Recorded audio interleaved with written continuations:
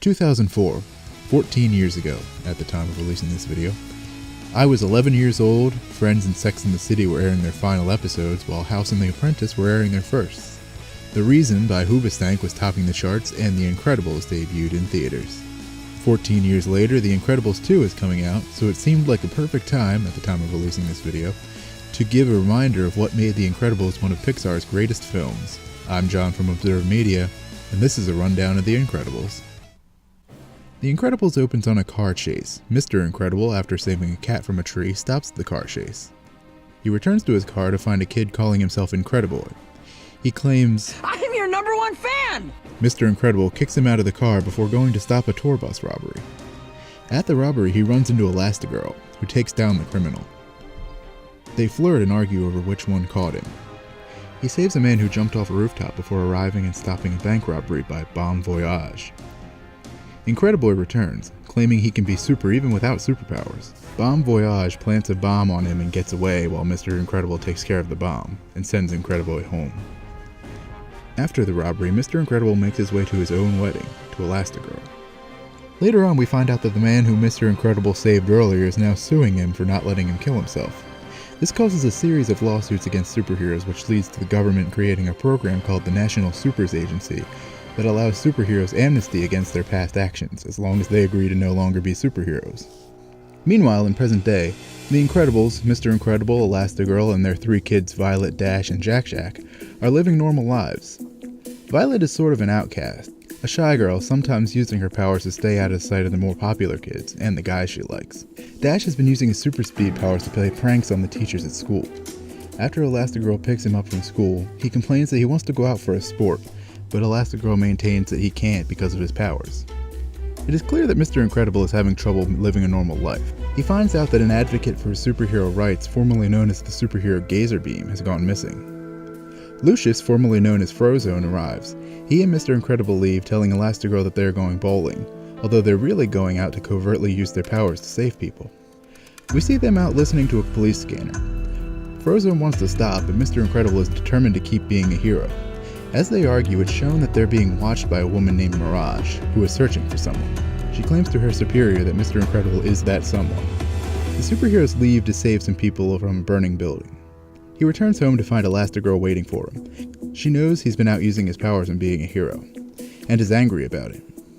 She talks about how the family had to be uprooted before due to him getting caught doing this, and how she wants him to spend more time with the family.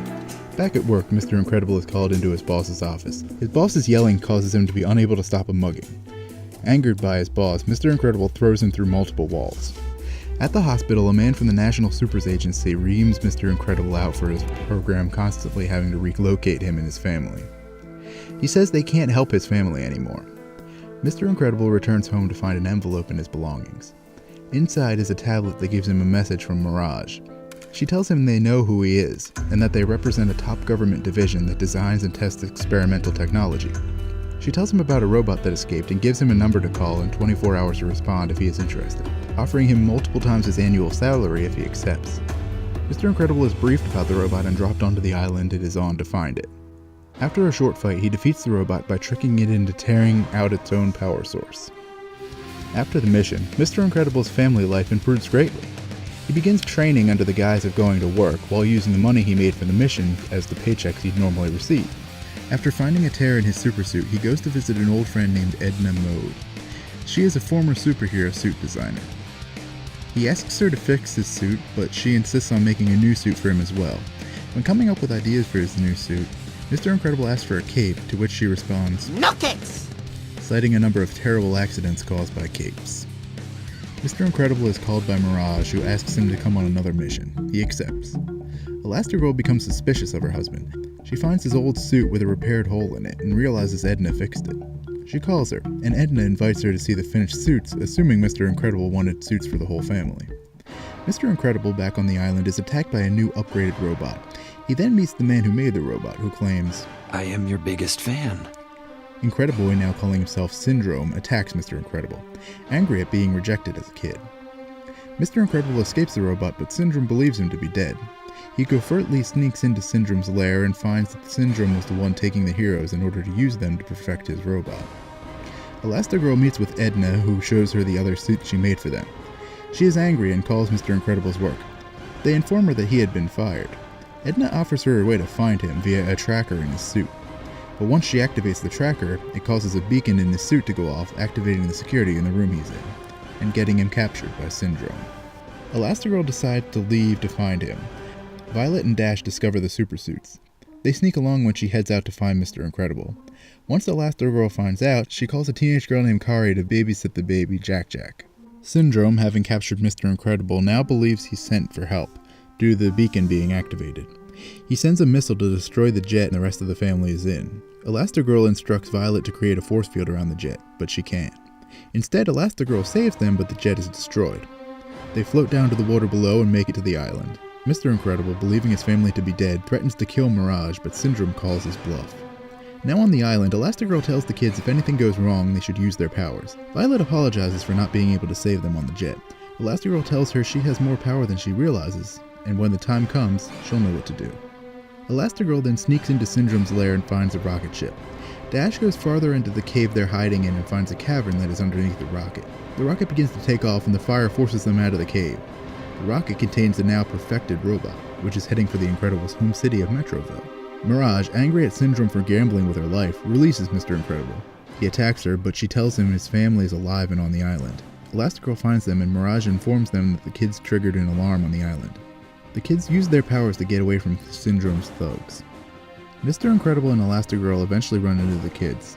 They work together to fight the thugs. Syndrome eventually finds them all. He shows them what's happening in the city. He tells them his plan to stop the robot and prove himself to be the only hero the world needs. And eventually, when he gets tired of that, to give everyone on Earth the technology he has so everyone can be super. And when everyone's super, no one will be. Violet, now having better control over her powers, helps the family to escape. They find a rocket and Mirage helps them activate it to get back to the city. The robot lands in the city and begins causing destruction. The army is completely helpless to stop it. Meanwhile, Frozone looks for his supersuit so he can go out and fight. Where is my super suit? Syndrome arrives and fakes a fight with the robot, claiming to beat it, but the robot fights back, causing him to knock himself out. The Incredibles arrive using a rocket and an RV to return to the city. The family begins fighting the robot as Frozone arrives to help. They use Syndrome's remote to stop the robot, and Mr. Incredible uses the robot's own claw to destroy it. The city applauds as Syndrome wakes up and sees. The National Supers Agency freezes Syndrome's assets and claims if he re-emerges, they'll know about it. As the family celebrates, Elastigirl listens to a bunch of messages from Kari having a lot of trouble babysitting due to Jack-Jack's emerging powers. The last message has her thanking them for sending a replacement sitter. They run inside the house to find Syndrome holding Jack-Jack. He freezes the family in place. He tells them that since they took away his future, he is taking away theirs. He flies off with Jack-Jack, but Jack-Jack bursts into flames and turns into metal and a demon and a bunch of other stuff like that. Mr. Incredible throws Elastigirl, who catches Jack-Jack when Syndrome drops him. Mr. Incredible throws their car at Syndrome, sending him into his plane's engine. Violet saves them from the falling rubble with a force field. That was totally wicked! Cutting to a later time, we see Dash getting ready at a track race. Meanwhile, Violet meets a boy at the race and he asks her out on a date. Dash competes in the running competition, purposely winning second place. After the race, the Underminer arrives, declaring war on peace and happiness. The family suits up, ready to fight him. And that was our rundown on The Incredibles. I hope you liked it. Hit the like button and let us know in the comments what you thought of this video and what you'd like us to do next. Be sure to subscribe for more videos each week. I'm John from Observe Media, and I'll talk at you again later.